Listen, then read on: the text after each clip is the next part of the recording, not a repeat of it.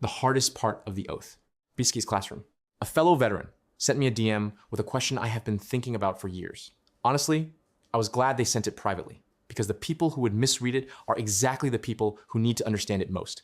They asked about the domestic part of the military oath. What does it actually mean in practice? How does it apply when the enemy is not a foreign army, but something closer to home? It is the best question I have been asked in a long time. I hope my veteran friend is fine with me sharing this, because I think other people need to hear this. Here's my answer. Why the founders built what they built? Start at the beginning. The Declaration of Independence is one of the most audacious documents in human history. Every man who signed it knew, in plain legal terms, what he was doing. They were confessing to treason against the British crown, punishable by hanging, drawing, and quartering. They signed it anyway. Why? Because they had no other remedy, no elections to throw the bums out, no courts to appeal to, no amendment process, no impeachment mechanism. The British monarchy offered exactly 0 peaceful channels to fix what was broken. So the founders blew the whole thing up and then sat down and carefully built something designed so that would never have to happen again. The Constitution is not just a governing document. It is the founders' direct answer to tyranny. Every pressure valve they built in, elections every 2 years, impeachment, independent courts, 3 co-equal branches, a Bill of Rights, exists because they knew power corrupts and they engineered accordingly. They did not want their descendants to ever need another revolution. They built the system specifically to make revolution unnecessary. That government, of the people, by the people, for the people, shall not perish from the earth.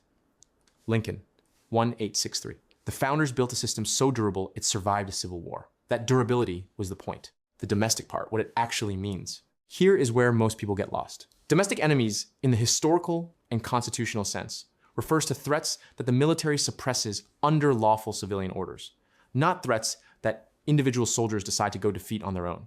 The Insurrection Act of 1807 is the primary mechanism.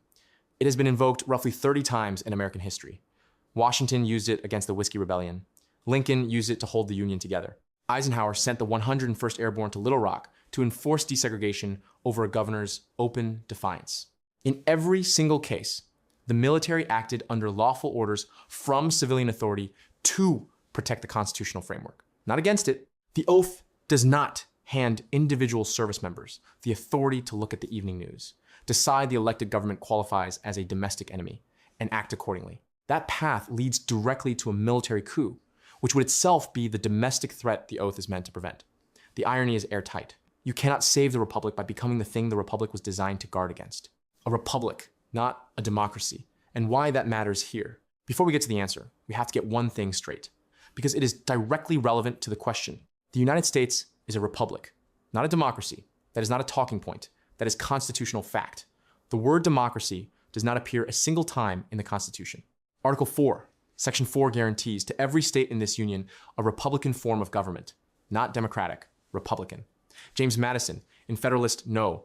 10, drew a sharp and deliberate line between the two, calling pure democracies spectacles of turbulence and contention that are as short in their lives as they have been violent in their deaths. He was not being poetic. He was being precise. The founders were not afraid of kings alone. They were afraid of mobs. They were afraid of 51 people outvoting 49 people and calling it justice. They built a system of representative filters, the Senate, the Electoral College, an appointed judiciary, a layered amendment process, specifically to keep raw majority passion from becoming policy before cooler heads could intervene. The whole architecture of American government is a monument to the founders' distrust of unfiltered popular will. A pure democracy can admit of no cure for the mischiefs of faction. Madison, Federalist No. 10. He built the cure into the Constitution itself. Now apply that directly to my veteran friend's question, because this is where it gets important. Even if you could somehow hold a vote among every service member in the United States, even if 90% of them agreed the government had gone sideways, that vote would mean nothing in terms of authorizing military action against it. You do not get to pull the barracks and call the result a mandate. That is the MOB the founders were specifically designing against. The Constitution does not say if enough soldiers agree, armed resistance is legitimate. It says nothing of the sort. Not one word. I say that from experience, and I mean that literally. I once staged what you might generously call a strike on military orders. We were not a mob. We were leaders who watched command order us into something that violated regulation and fire code both. So we did nothing. Actually, a little more than nothing. We stopped working so we could set up our notional sleep tent, engineering tape, a doorway you had to use. Cots under the stars with boots and shoes, dress right dress. I went to the fob mayor personally and warned him, told him straight, I sleep naked, and if it gets hot, I will be on top of my sleeping bag. If anyone complains about what they see, they should not be peeping into my notional tent, and I will be filing a sharp complaint against them. He just looked at me. There were several command meetings about this. They came to me. I did not back down. At one point, I mentioned carefully that the senator who had visited our setup the other day, the one I had shaken hands with, I thought we had a pretty good connection. And if the problem was not fixed by morning, I might just be giving him a call. Yes, I know that last part was not entirely right, but I never involved my lower enlisted. That was a line I would not cross. Command eventually did the right thing. And that FOB mayor, he later got his diamond and recruited me personally to help stand up his unit. He knew I was in the right. That is what lawful resistance inside the system looks like, not a mob.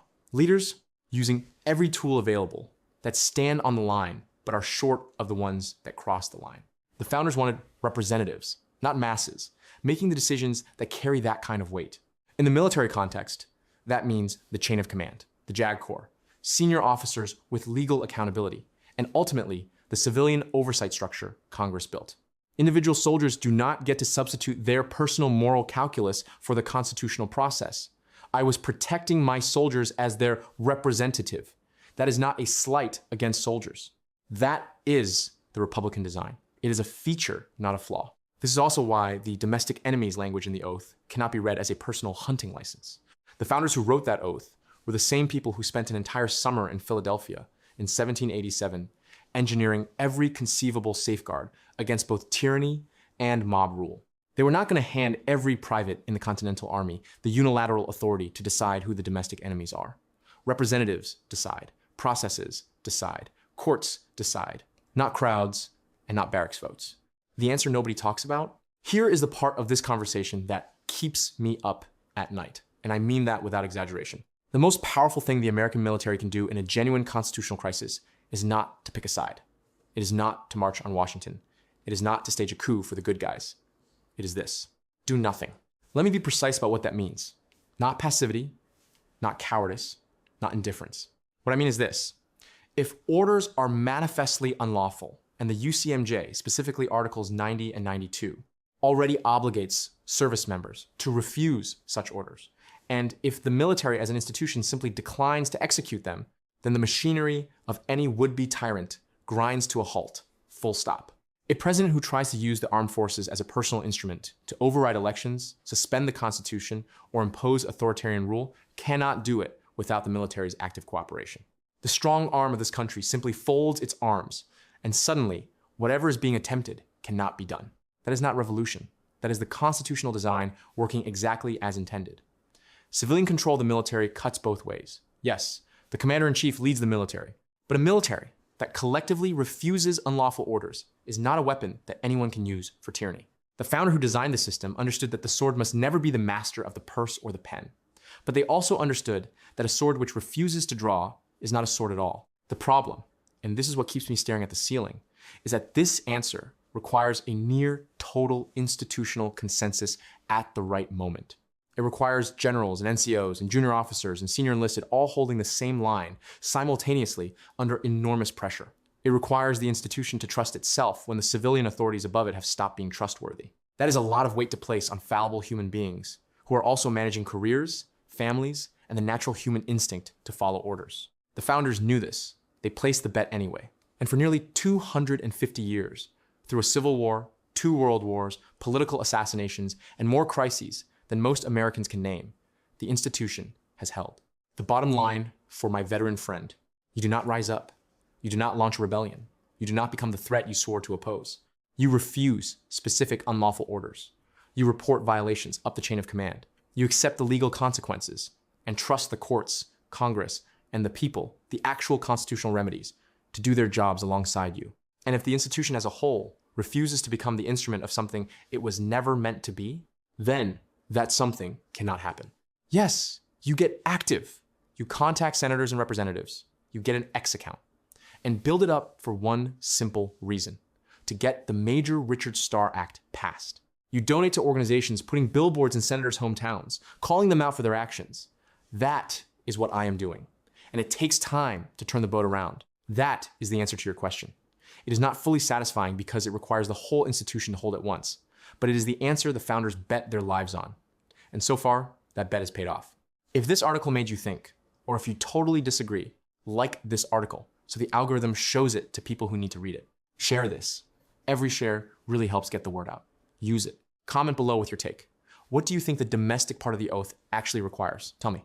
Also, was there any time you did not follow an unlawful order? Please drop that in the comments below. And if you want more of this, the data, the history, the science, the stories, join Beski's Classroom community or follow me on YouTube. Even better, subscribe to my account. It is about the cost of a cup of coffee per month. That is it. Your support keeps this classroom open. And I promise I will never run out of material as long as the left keeps trying to outdumb itself. But what do I know? I am only a medically retired Army combat medic who took that oath, meant every word of it, and has spent 2 decades thinking about exactly what it requires of us.